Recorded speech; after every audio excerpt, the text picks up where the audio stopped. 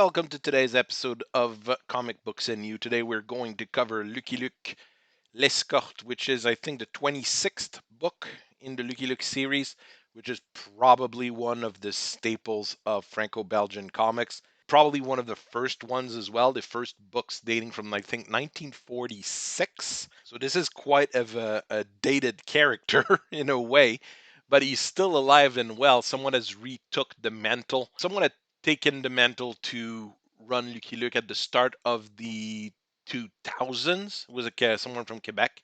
Did a few volumes, maybe about 10 from what I remember.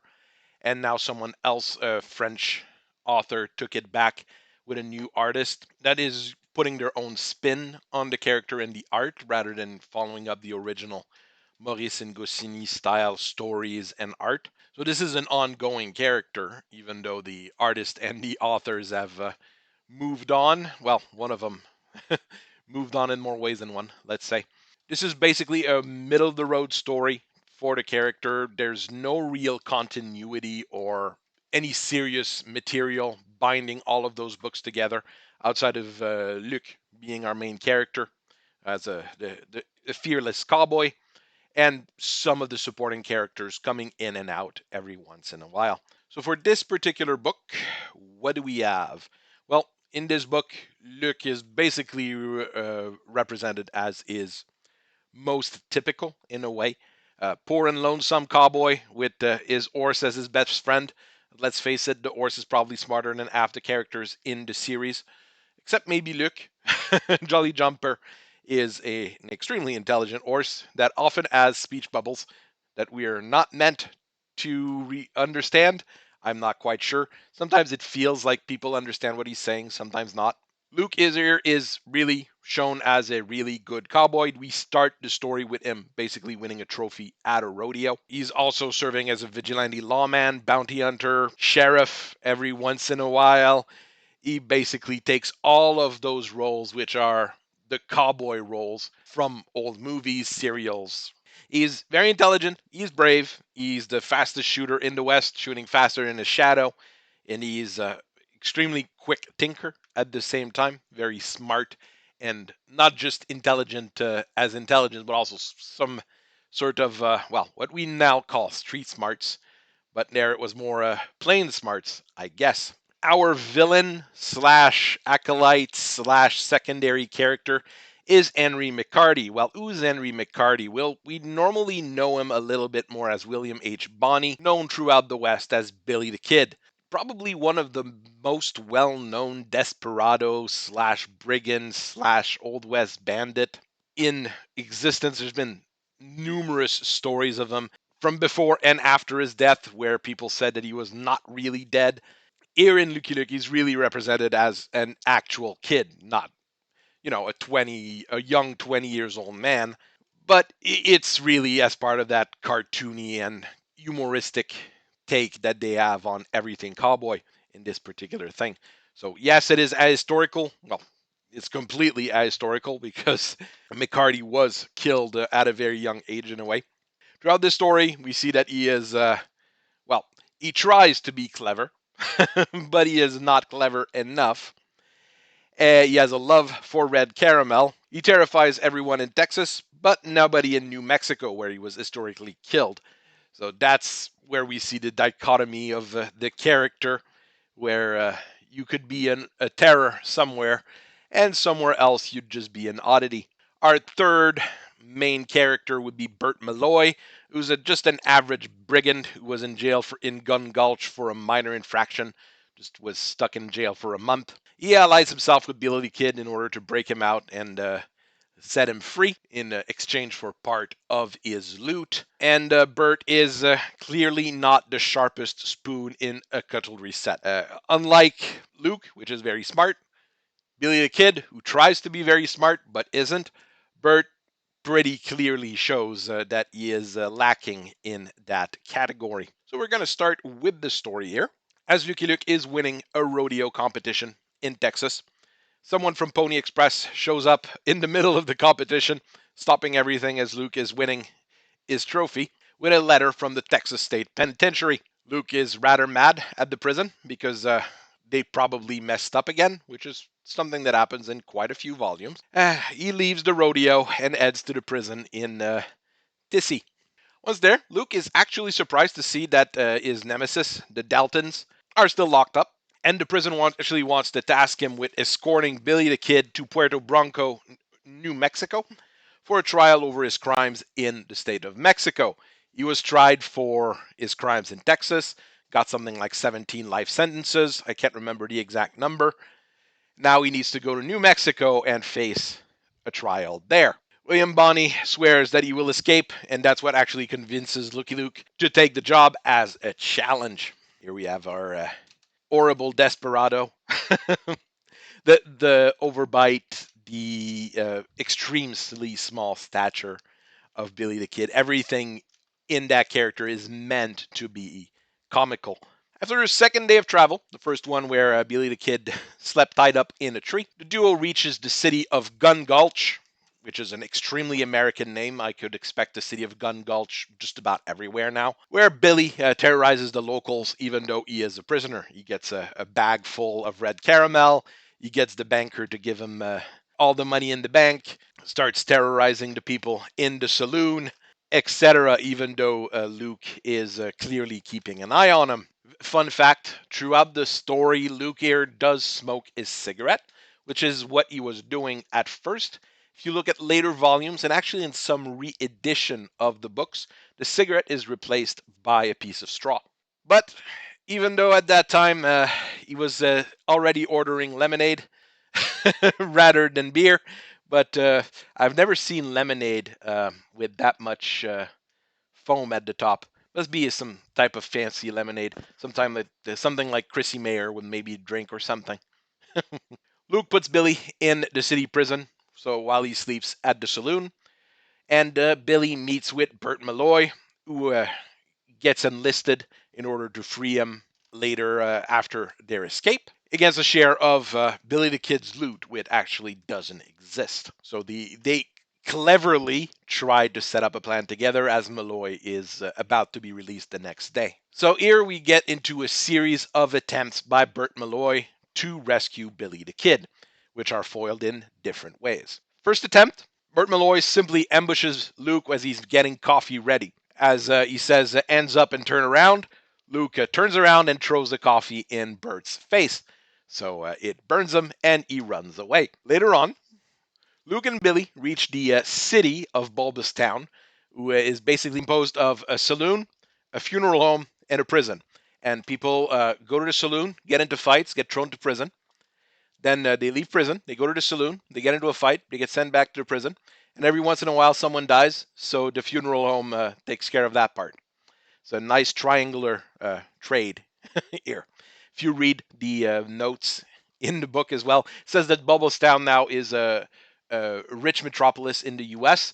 with 4,000 and some odd saloon, the most advanced prison in the U.S., and a fairly large number of funeral homes.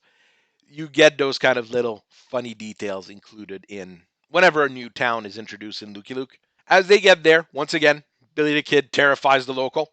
They decide to all run and hide into prison while Luke and Billy sleep in the saloon slash hotel. Overnight, Bert has his second attempt at rescuing Billy the Kid. He ties a rope to the bars of the prison and has his horse pull it, which collapses the entire prison on the locals rather than Billy the Kid. So he fails once again. After that, we get the third attempt. Basically, Luke ties Billy the Kid to a railroad beam in order to just stick him around for the night while he gets things ready. Bert and Billy grab the railroad track and run away. And in order to, ease their travel, they knock out a caramel salesman and steal his donkey. Poor caramel salesman here. Represented as salesmen are often represented in Lucky Luke with a very nice dress coat and petticoat, even though you probably wouldn't want to wear that in the desert. Unfortunately for our two criminal mastermind, Billy leaves a track of wrapper on the ground, and Lucky Luke quickly follows them and recaptures Billy the Kid, who then complained that his stomach hurt because he ate too much caramel. They keep going, and Luke decides to hop on a train to New Mexico, on a train that's usually only a day or two late.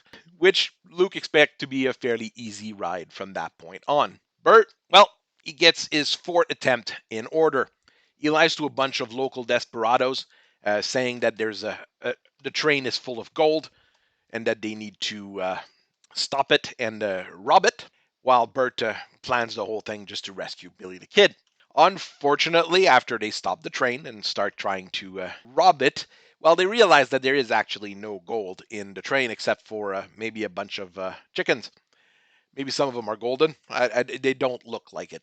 And as the actual desperados start questioning Bert, Luke and Billy flee the scene, jumping on Jolly Jumper.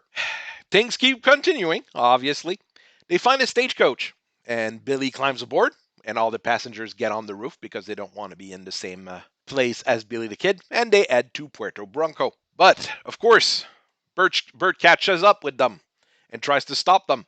But then the Desperado gang that Bert tried to con catches up with them. And then the Indians catch up with them as well. And everybody starts shooting each other in what is a completely insane particular scene here, where we have Bert at the bottom right. We've got the Desperados behind the two other rocks. We've got Luke behind the carriage. Jolly Jumper's just, not doing anything. The Indians rowing around, the very standard thing. The whole story ends as the U.S. cavalry breaks it up. Thankfully, this finally leads to Billy the Kid reaching the city of Puerto Bronco.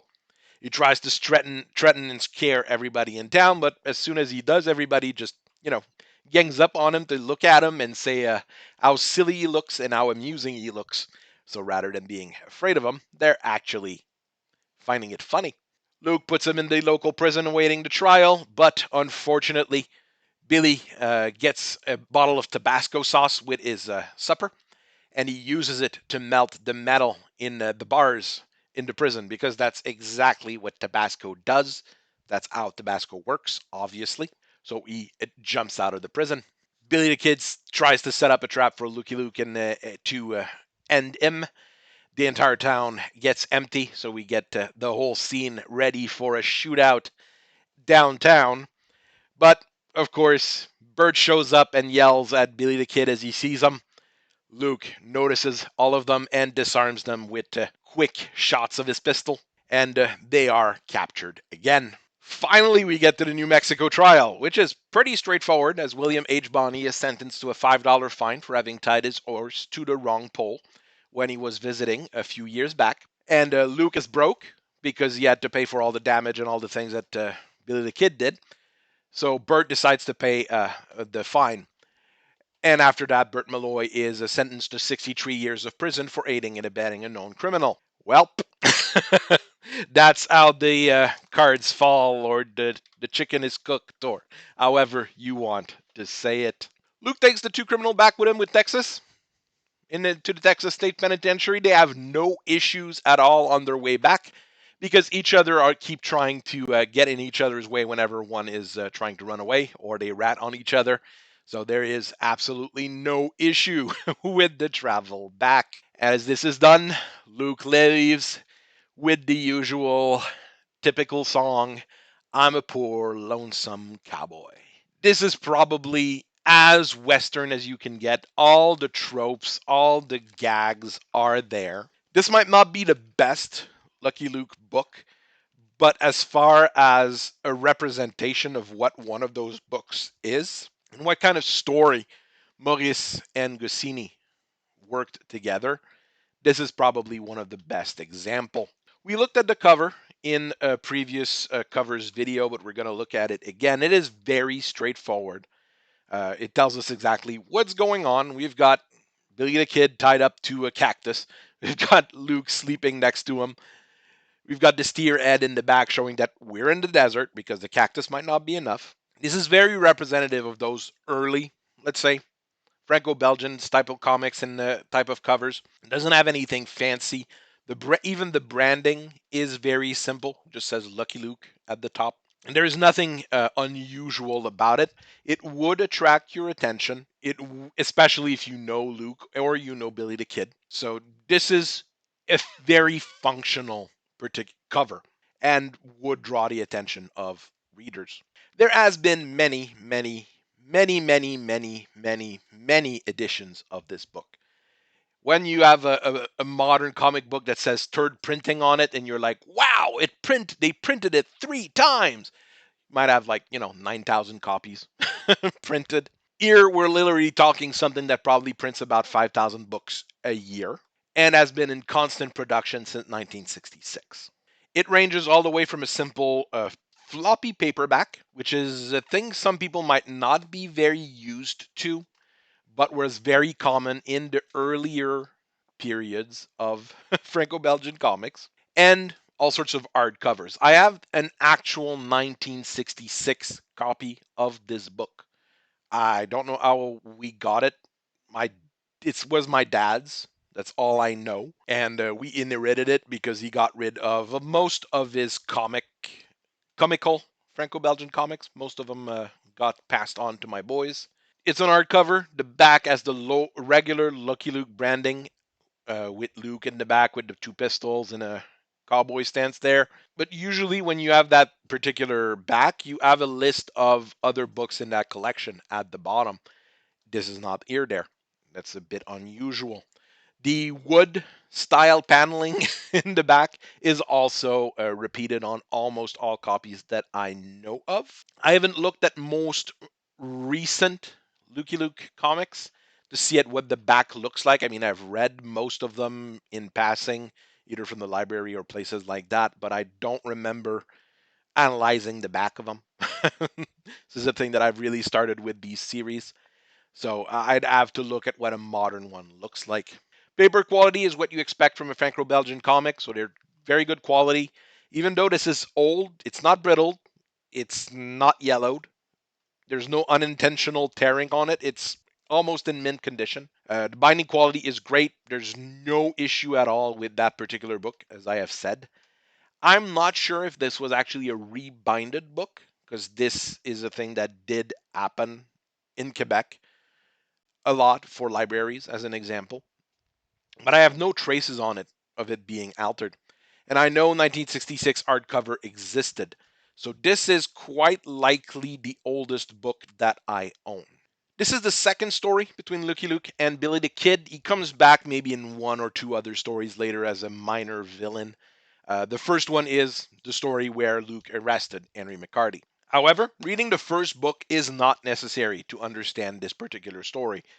I mean, the only thing you really need to know is Billy the Kid, who is I won't say universally known figure. I mean, but he is one of the more famous desperados and criminal in the Old West history, which would be fairly well known in that 1966 period where that book was issued because of all the Western movies, serials, radio shows that went around. Every story points here are parody of the Old West and cowboy stories, but none of them should be taken as anything offensive. This is, strangely enough, a lot how France and a lot of Europe saw the Old West and actually saw the west of the US until very recently. This is what people in Europe actually believed the US was like for the longest time. And I really see this as a love letter to all those comics, those serials, those movies, radio shows, what else? Bottle caps. I mean, there were so much cowboy and Indian paraphernalia and things that you could just move around back in those days that this particular story, yes, it's a parody, yes, it's a joke, but it's really an homage to all of it at the same time. We rarely see Luke lose his cool in the various comics, but here we actually see it 2 times. The first time, when he believes the penitentiary actually let the Dalton escape. Again, which would be the most accurate statement here. And I would, like I said in my review there, I would admit that would be a fair assessment with the amount of times that Dalton have gotten out, even though they are not the smartest prisoner in that particular penitentiary. He also breaks character when he realized that he rode about maybe 600 miles, 500 miles from Texas to New Mexico for a $5 fine. Another thing here, which is kind of a joke on on Americans in a way, and I kind of understand it. Billy the Kid says he feels naked, having no guns on him when he is being released into the custody of Lucky Luke. First thing that Burt Malloy gets when he leaves the jail, he gets his gun back. First thing Billy the Kid does when he escapes from jail is go to a gun shop and steal a gun from the gun shop. Guns are everywhere here. That's a very good representation of, well, once again, what people think and imagine the West was like at the time.